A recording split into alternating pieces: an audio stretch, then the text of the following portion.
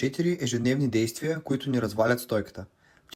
Сега ще ви кажа неща, които знаете, но не ви правят впечатление. Номер 1. Професията ви. За съжаление, прекомерната употреба на съвременните технологии доведоха до огромно въздействие върху нашето здраве. Навеждането в неудобни позиции, докато използвате тези устройства, причинява дискомфорт. 2. Мускулен дисбаланс. Ако имате някои по-силни или по-слаби мускули от други, това може да влоши лошата стойка. Например, ако правите прекалено много лицеви опори или бутащи упражнения, това ще засили мускулите на предното рамо и гърдите и те ще издърпат раменете напред.